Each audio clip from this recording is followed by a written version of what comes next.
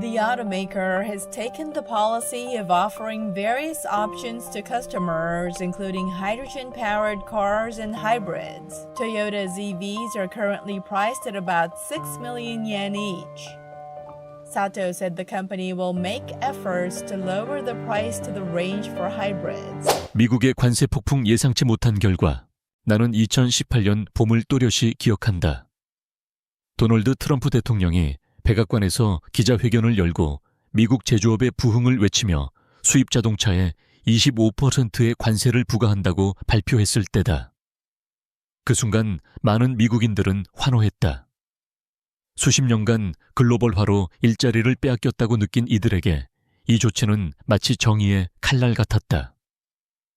하지만 나는 그 발표를 들으면서 왠지 모를 불안함을 느꼈다. 정말로 이 정책이 미국의 일자리를 되찾아올까? 아니면 전혀 예상치 못한 방향으로 흘러가버릴까? 일본 자동차 기업들이 미국 경제에서 차지하는 비중은 단순한 외국 기업의 수준이 아니다. 토요타, 혼다, 닛산은 지난 수십 년간 미국에 거대한 공장을 세우고 수천 개의 협력사를 만들며 수십만 명의 미국인을 고용해왔다. 오하이오의 혼다 공장 켄터키에 토요타 공장 엘라베마의 닛산 공장은 지역사회의 심장과도 같았다. 하지만 트럼프 행정부는 이 복잡한 현실을 단순화했다. 해외에서 생산된 차량에 동일하게 관세를 부과하겠다는 논리였다. 문제는 이 관세가 실제로는 미국에서 만들어진 일본 차에도 적용되었다는 것이다. 멕시코 바하 캘리포니아에서 생산된 토요타 트럭 캐나다 온타리오의 혼다 세단, 그리고 멕시코 아쿠아 스칼리엔테스의 닛산 크로스오버 올. 미국 시장을 위해 북미에서 만든 차들이었지만 관세 대상이 되어버렸다. 이 정책의 의도는 외국 의존을 줄이고 제조업을 본토로 되돌리겠다는 것이었다. 그러나 나는 업계 관계자들과 이야기를 나누며 한 가지 공통적인 우려를 들었다. 자동차 산업은 이미 국경이 없는 구조입니다. 엔진은 일본에서, 전자부품은 멕시코에서, 조립은 미국에서. 이게 현실입니다. 정책 시행 후 몇 달 만에 나는 여러 신호를 감지했다. 일본 기업들의 고위급 회의가 도쿄와 나고야에서 잇따라 열렸다. 언론에 드러나진 않았지만 내부적으로는 플랜 B가 가동되고 있었다. 그리고 이 변화는 곧 미국 각지에서 체감되기 시작했다. 소규모 부품 업체들이 신규 계약을 받지 못해 근로시간을 줄였고 몇몇 공장에서 초과 근무가 사라졌다.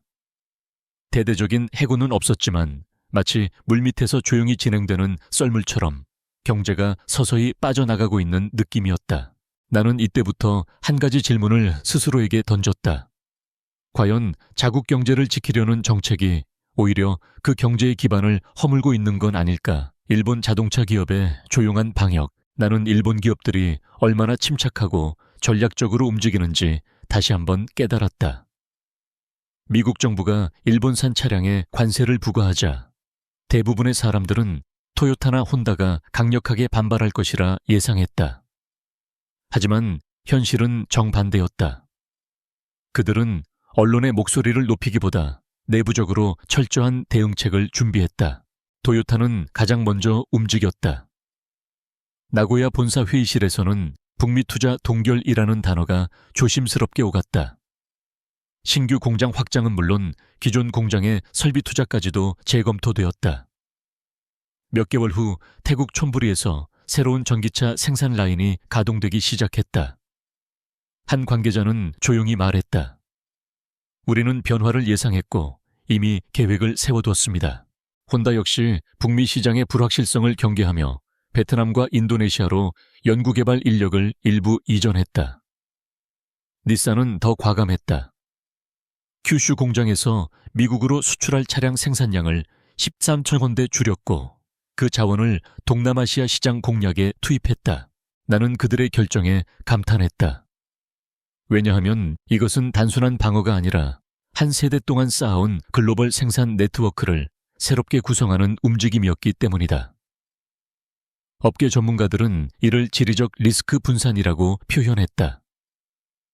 실제로 S&P 글로벌의 스테파니 브린리 애널리스트는 일본 자동차 기업들이 미리부터 다각화 전략을 세운 덕분에 이번 미국 관세 파동에도 큰 충격 없이 대응할 수 있었다고 평가했다. 그러나 미국 내에서는 이 변화가 서서히 피부로 다가오고 있었다. 오하이오의 혼다 공장에서 한 노동자는 내게 이렇게 말했다. 예전엔 신규 채용 공고가 줄을 이었는데 요즘은 신규 채용 이야기도 없습니다. 분위기가 이상해요. 정치적 이득을 노린 관세 정책이었지만 결과적으로 그 불확실성은 투자자들을 겁먹게 했다. 일본 기업의 눈에 비친 미국은 이제 더 이상 안전한 투자처가 아니었다. 나는 이런 조용한 변화가 앞으로 몇 년 안에 미국 자동차 산업에 어떤 영향을 미칠지 상상했다. 그 변화는 이미 시작되었고 되돌리기엔 너무 늦어버린 것 같았다. 미국 지역사회에 드리운 어두운 그림자. 오하이오의 메리빌 혼다 공장은 한때 지역사회의 자부심이었다. 30년 넘게 이곳은 안정적인 일자리와 활발한 경제활동의 상징이었다. 하지만 나는 최근 이곳을 찾았을 때 공장 정문 앞에서 마주친 풍경이 예전과 달랐다. 한 퇴근하는 근로자는 한숨을 쉬며 말했다. 요즘 야근이 사라졌어요. 신규 생산 계획도 없다고 하네요. 모두들 불안해합니다. 미국 정부의 관세 정책은 표면적으로는 일자리를 지키기 위함이었다. 그러나 결과는 아이러니하게도 정반대였다. 일본 자동차 기업들이 투자를 재조정하면서 서서히 지역 경제의 엔진이 식어가고 있었다. CNN은 최근 리포트에서 관세 부과 후 미시건, 켄터키, 엘라베마 등의 부품 업체들이 신규 계약을 잃고 근로시간을 단축하고 있다고 보도했다. 이는 단순한 제조업의 문제를 넘어 지역사회의 근간을 흔드는 일이었다. 공장이 위축되면 협력업체와 식당 소매점까지 연쇄적으로 타격을 받는다. 여기에 더해 전기차 전환이라는 글로벌 흐름 속에서 미국이 뒤처질 위험도 커지고 있다. 토요타는 노스캐롤라이나에서 추진 중이던 배터리 공장 투자 일부를 연기했고 혼다 역시 오하이오 공장의 EV 생산 라인 확대 계획을 중단했다. 이들의 공백을 메우려면 국내 자동차 기업들이 더 빠르게 움직여야 하지만 GM과 포드는 아직 공급망 문제와 노사 갈등으로 발이 묶여 있다. 한국 언론도 이 상황을 주목하고 있다. 는 일본 기업들의 TUO 미국 행보가 본격화되면 미국 내 200만 개 일자리가 위험해질 수 있다고 경고했다. 는 한 발 더 나아가 이것은 제조업 위기라기보다 신뢰 위기라고 표현했다. 나는 이곳에서 느낀 공기 속의 묘한 정적을 잊을 수 없다. 한때 엔진 소리로 가득했던 공장은 이제 희미한 기계음만 울린다. 사람들의 표정에는 질문이 가득하다. 정말 이 모든 희생이 우리를 위해서였을까? 동남아와 중국 새로운 기회의 땅, 미국의 관세 폭풍이 몰아치던 동안 나는 도쿄에서 열린 한 글로벌 자동차 서밋에 참석했다. 토요타 고위 임원은 기자들의 질문에 이렇게 답했다. 미국 시장은 여전히 중요합니다. 그러나 이제는 더 넓은 시야로 미래를 준비해야 합니다. 이 말은 단순한 외교적 수사처럼 들렸지만 실상은 훨씬 더 깊은 전략이 숨어 있었다. 이미 일본의 자동차 3사 토요타, 혼다, 닛산은 동남아시아에 막대한 투자를 시작했다. 태국 촌부리의 동부경제회랑 EECN은 토요타가 20억 달러를 들여 전기차 공장을 짓고 있고 혼다는 베트남 하이퐁에 새로운 R&D 센터를 설립했다. 닛산은 인도네시아에 차세대 하이브리드 차량 생산 라인을 준비 중이다. 더 놀라운 것은 중국과의 관계다. 2025년 토요타는 상하이에 100% 지분의 전기차 공장을 설립하기로 했다. 이것은 미국 정책의 불확실성이 얼마나 큰 불안 요소가 되었는지를 반증한다. 한국 언론은 이를 두고 동남아와 중국이 일본 기업의 새로운 제2의 본거지로 부상하고 있다고 분석했다. 한편은 더 직설적으로 이렇게 썼다. 미국의 정치적 불안정은 글로벌 공급망에서의 주도권을 잃게 만들고 있다. 나는 태국 촌부리의 공사 현장을 직접 둘러봤다. 대형 크레인들이 끊임없이 움직이고 있었고 일본인 기술자들이 태국인 노동자들과 협력해 차세대 전기차 조립 라인을 세우고 있었다. 한 기술자가 내게 조용히 말했다. 이곳은 이제 우리에게 새로운 미국입니다. 안정적이고 예측 가능한 정책, 그것이 핵심이에요. 미국의 관세 정책은 일본뿐 아니라 한국 기업에도 경고 신호를 보내고 있다. 현대차와 기아 역시 동남아 투자 비중을 늘리고 있으며 삼성과 LG는 중국과의 합작 반도체 공장 설립을 검토 중이다. 나는 이 흐름을 보며 의문이 들었다. 미국은 정말 자신이 떠난 자리를 다시 메울 준비가 되어 있는가?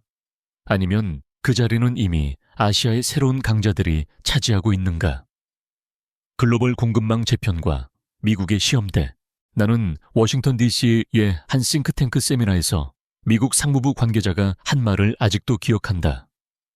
우리는 제조업 부흥을 원했지만 결과적으로 투자자들이 등을 돌리게 만들었습니다. 방청석에 있던 전문가들은 고개를 끄덕였다. 그들의 얼굴에는 위기감이 서려 있었다. 일본 자동차 기업들이 북미에서 발을 빼고 동남아시아와 중국으로 향하는 동안 미국의 공장은 점점 조용해졌다. 새로운 모델이 배정될 가능성은 낮아지고 미래형 전기차 생산 라인도 동결되거나 타국으로 옮겨갔다. 이 상황은 단순한 경제 문제를 넘어 미국의 글로벌 영향력 자체를 위협하고 있다는 사설에서 이렇게 지적했다. 미국은 동맹을 정치적 카드로만 사용하고 있다. 그 결과 신뢰의 끈이 서서히 끊어지고 있다. 도피스탄 시각을 보였다. 동맹을 잃는 것은 단순한 경제적 손실이 아니라 전략적 후퇴다. 나는 미국 중서부의 한 작은 도시에서 만난 전직 공장 노동자의 말을 떠올린다. 그는 이제 트럭 운전사로 일하며 한때 자신이 자부심을 느꼈던 혼다 공장을 바라보며 이렇게 말했다. 우리가 뭘 잘못했나요? 왜 우리가 대가를 치러야 하죠? 그의 눈에는 억울함과 혼란이 뒤섞여 있었다. 이제 미국은 선택의 기로에 서 있다. 보호무역주의를 고집해 계속 벽을 쌓을 것인가? 아니면 동맹과의 신뢰를 회복하고 글로벌 공급망의 핵심으로 다시 자리매김할 것인가? 한 가지 분명한 것은 일본과 한국, 심지어 독일의 기업들마저 미국을 더 이상 안전한 투자처로 보지 않는다는 것이다. 나는 마지막으로 이렇게 자문한다. 미국은 여전히 세계 경제의 중심이 될 수 있는가? 아니면 이 흐름은 이미 되돌릴 수 없는 강물이 되어버린 것인가?